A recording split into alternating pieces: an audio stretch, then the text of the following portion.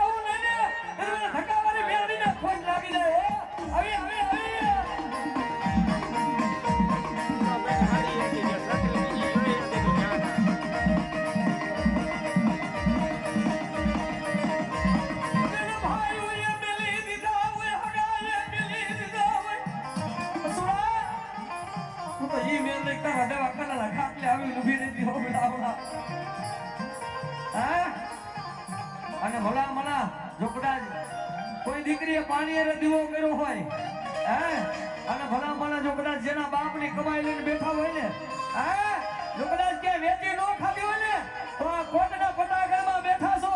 જો તમારી મેલડી આવે નહીં ને તો તમારી મેલડી કે ગડાને મૂકી દીધી હોય.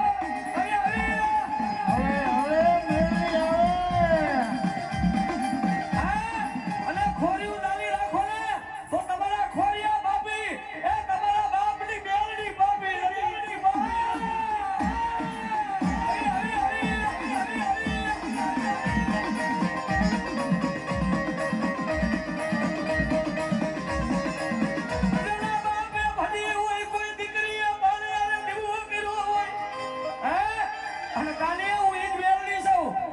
મારી કોટવાળી મેલડી મીંદડી રૂપે આવીને પાછી બેઠી કે મારો ભગવાન ગુરુ ભલા બના મારું ના જોવે ને, અને ભલા બના જો કદાચ મીંદડી રૂપે ન આવું ને તો કાલે હું કોટવાળી મેલડી ક્યાં ગાબતરું કરી ગઈ. આવી આવી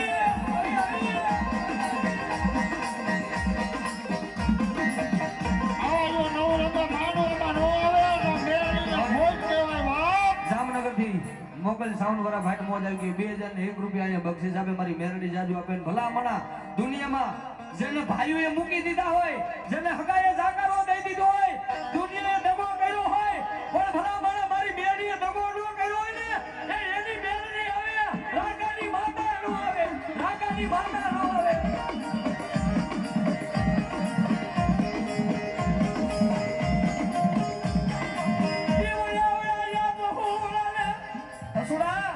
મારા ધવલિયાને મકાન બનાવી દીધું બેટા. હું મેલડી હો રાજ્યા કામજો જગદીક એવા કોઈ ન બને અતલી ગરીબાઈ માં બે મેલડી.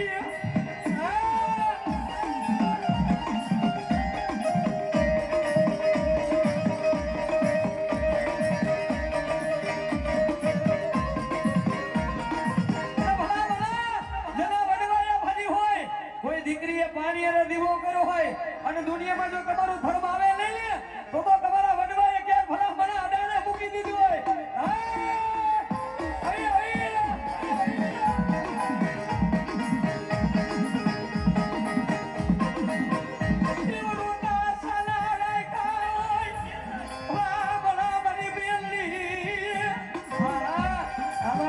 બાબુ અમારી મેલડી જો ઈ ચોકમાં બેઠેલી મેલડી આવું નહીં ને તો મને મોબાઈલ મને મેલડી મને સામાન્ય કોઈ હોય.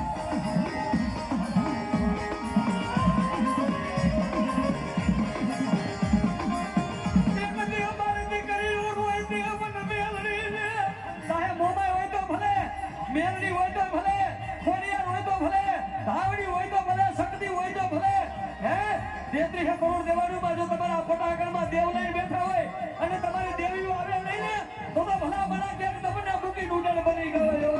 હા અમારી બસો, હા અમારી જાય મારી કાળી ઘરણી.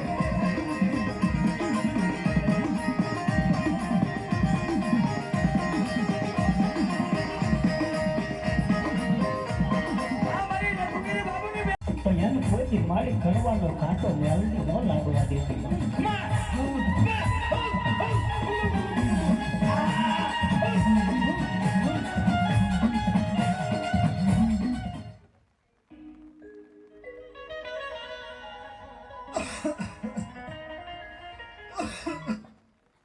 આજુ શેટું નથી.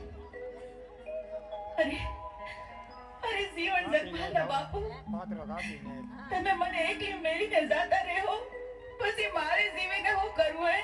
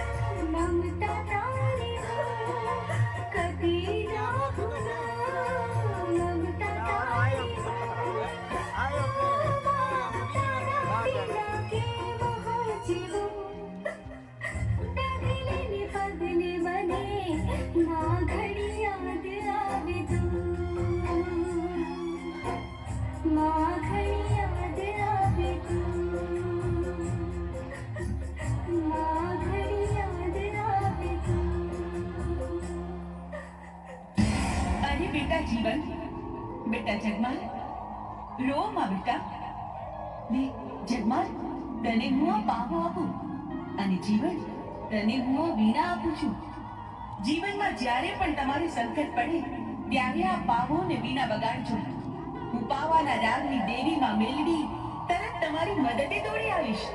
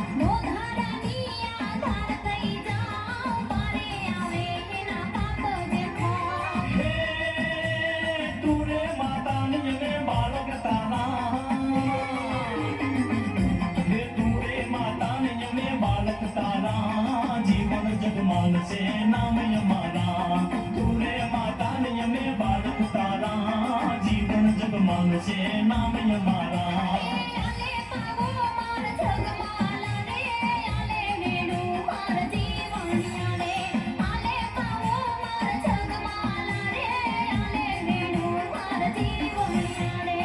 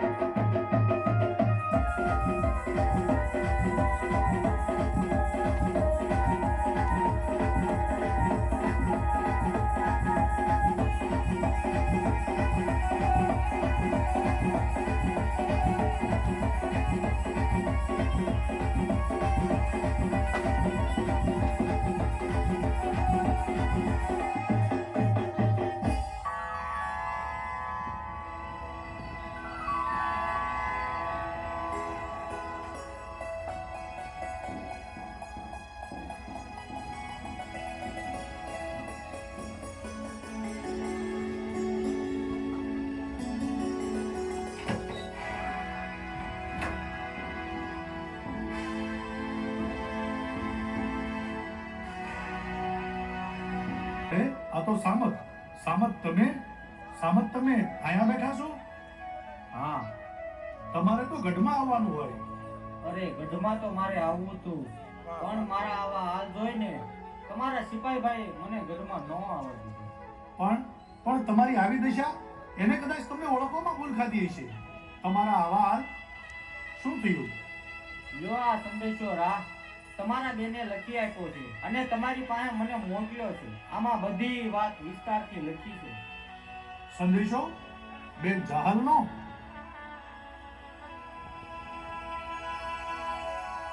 પણ નવગણ તારા નસીબમાં આજ રૂડા રાજને પાણ પણ ઉગાના નસીબમાં નહીં આયકું. અરે રે જાહલ જોતી વીરાની વાણ રે જાહલ જોતી નવગણ વીરની વાણ. બેન જાહલ મારી વાત જુએ છે. સામત તમે ગઢમાં પધારો, હું મારી બેન જાહલનો સંદેશો વાંચી દઉં.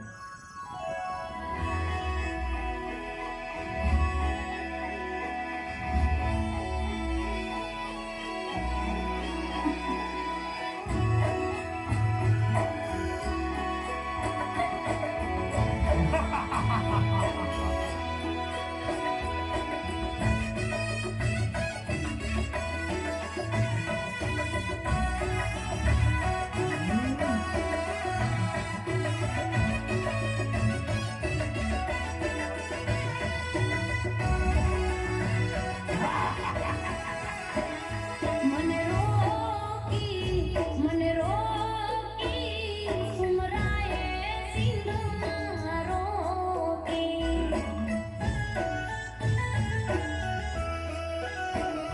મને રોકી સુમરાએ સિંધમાં રોકી.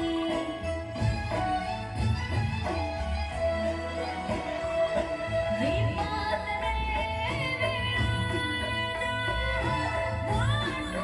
વીરની જ્યોતિ. વિપત રે વાટુ વીરની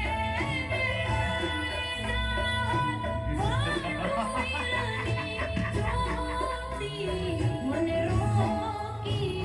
મને રોકી સુમરાએ સિંધમાં રોકી.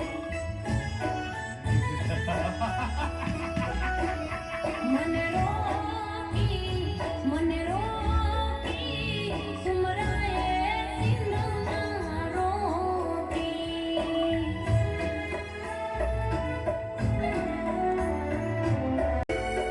સિંધમાં સુમરાએ બેન જાહલને રોકી, વિપત વેળાએ જાહલ વાતો મારી જોતી.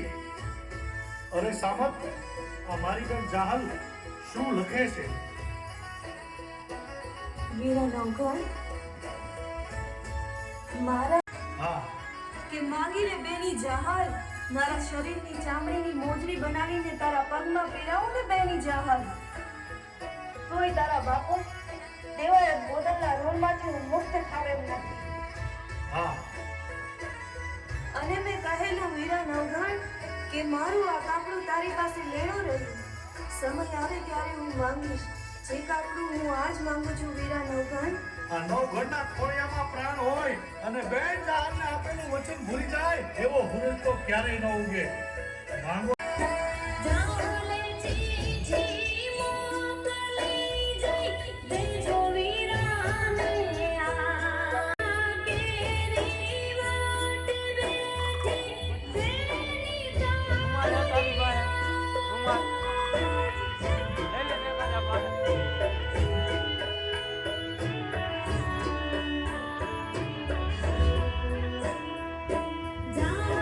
ચીઠી મોકલી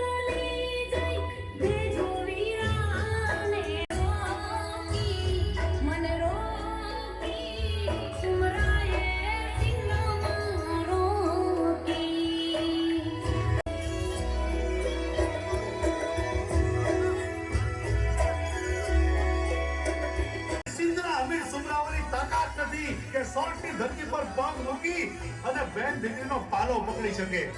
પણ આ જાહેરબા એવું તે શું બન્યું કે તમારે આ સોરઠ મલક મૂકી અને સિંધમાં જવું પડે?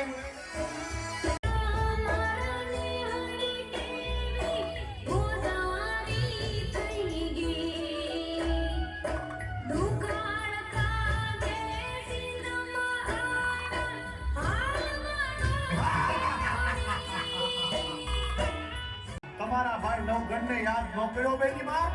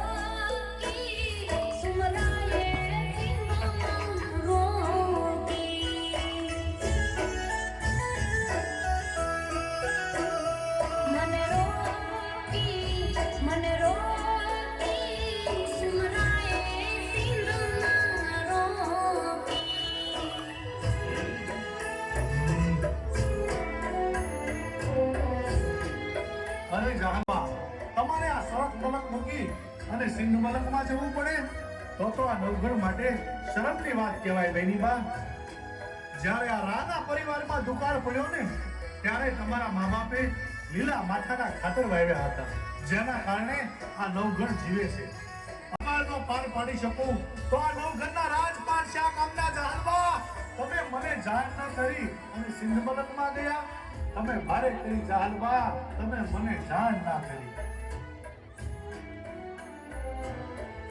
નવઘણ, આજે હું આ સંદેશો તને એટલા માટે લખું છું કે આજે મારો ભાઈ ઊભો જીવતો નથી, પણ જ્યારે એ જીવતો હતો ને ત્યારે રાજના સિપાહીઓ તને મારા ઘેર લેવા આવ્યા હતા. સાથે મારા બાપુએ સંદેશો મોકલ્યો હતો કે આય રાણી રાહ રાખીને વાત કરજે, અને નવઘણ તારી જગ્યાએ મરવા માટે મારી માએ મારા ભાઈ ઉગાને તૈયાર કર્યો હતો. તેથી મારી માને રડતી જોઈ મારો નાનો ભાઈ ગોઠણ જવડો પણ મરદનો દીકરો હો, તેથી મારી માને કીધું તું કે માં રડતી નહીં, શાની રહી જા. ઉગારવો એ તો આપણી ફરજ છે. આ નવઘણને ઉગારવા માટે આ એક ઊંઘો તો શું, આવા હજારો ઊંઘા કુરબાન છે. તો વિચાર કરી લે નવઘણ, તું તો અમારા આશરે હતો, છતાંય તને બચાવવા માટે મારો ભાઈ ઊભો પોતાનું મસ્તક કપાવી નાખતો હોય તો હું તો એની સગી બેન છું. મને બચાવવા માટે તો એ આખું સિંધ સંધરાવી નાખે. આટલું બધું લખવાની જરૂર આ નવગણને ના હોય જાહલબા? હા, અને તમે તો એવા માવતરની દીકરી છો, એવા વીરપુરુષ ભાઈની બેન છો, જેનું ગૌરવ માત્ર આહિર સમાજ નહીં પણ 18 વરણ લઈ શકે. હા, હું જાણું છું કે સોરઠિયાની આહિરની દીકરીની ચૂંટણી ઉપર કોઈ ધરાધમ પાપી માણસ બીજો દાગ ન લગાવી શકે, પછી ભલે એ સિંધનો સુમરો હોય. આ નવગણ હજી જીવે છે. નવઘણ કાજે નુતાળ ખાધા, નીતિ દવાઈને દાન, આશરા કાજે આહીને આપ્યા, ભેટના બલિદાન.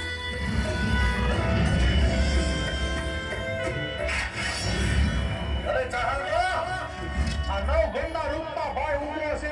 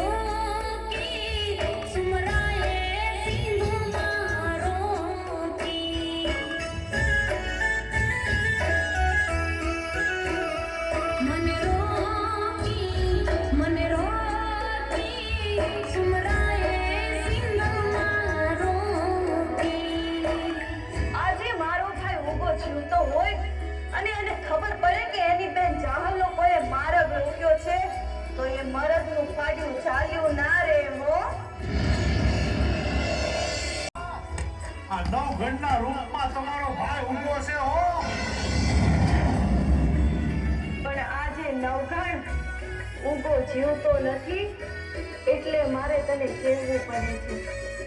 હું જાણું છું જાહલબા કે તમે સિંધની ધરતીમાં એકલા હાથે હજારો મુસીબતોનો સામનો કરી પોતાની પવિત્રતાનું રક્ષણ કરી રહ્યા છો અને આવા સમયમાં તમને ભાઈ ઊભો સાંભળે પણ ખરો. પણ જોજો હો જાહલબા, સિંધનો સુમરો આવીને તમારો પાનો પકડે ઈ પહેલા આવીને તમારી સામે ઊભો રહી જાઓ તો માનજો કે નવઘણના રૂપમાં ઊભો આવ્યો હો. પણ તું એમ ના માનતો હો કે હું તારી પાસે મારી આબરૂની ભીખ માંગુ છું.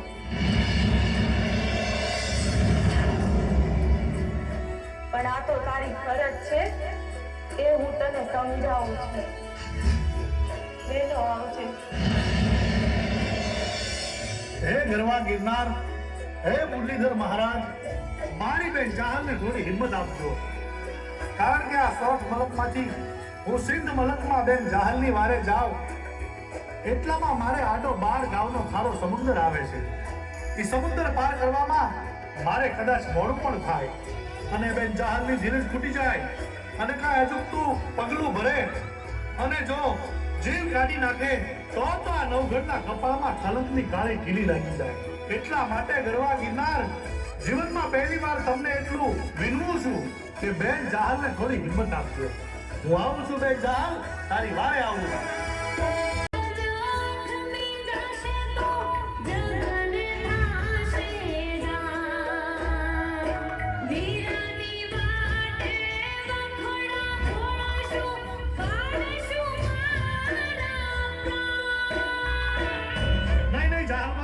એવું નહીં થાય. ભરોસો રાખજો આ ભાઈ પર. અરે તમે તો એવા મરદ માવતરની દીકરી છો. એવી જગદંબા જેવી આયરાણીના ખોળે અવતાર લીધો છે કે ભયા દરબારમાં તલવારની અણીએ જેની આંખનો ખૂણો ભીનો ન થયો હોય તમે એનું સંતાન છો. તમારે ઝેર ન પીવાનું હોય. હું આવું છું તમારી વારે. આજનો સૂરજ થમી જશે તો જગને થાશે જાણ. વીરાની વાટે વખોડ ઘોળશું, કાઢશું મારા પ્રાણ. હું આવું છું બેન જાહલ, તારી વારે આવું છું. રાહુલ કે લાવેલા પધારો, જેને આશા મોટી. મને રોકી સુમરાએ રોકી.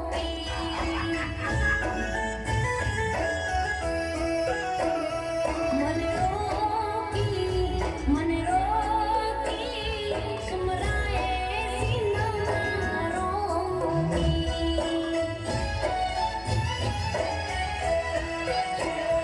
સુમરાએ સિંધમાં રોકી.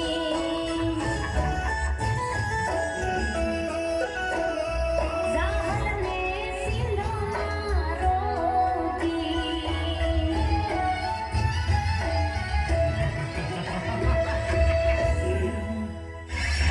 સેનાપતિ, મારું 13 ટુકા લશ્કર સાબદું કરી સિંધના પંથે રવાના કરો. હવે તો સોરઠની ધરતી પર પહેલો પગ બેન જાહલ મૂકશે, પછી જ નવઘણ. નહીંતર સિંધની ધરતીમાં સમાઈ જઈશ. અરે સોરઠિયાની ચૂંટણી ઉપર મીઠ મારનાર ના આ નવઘણ લાય જવડા ખટકા કરી અને જોગણીઓના ખપ્પર ભરે છે. જય મુરલીધર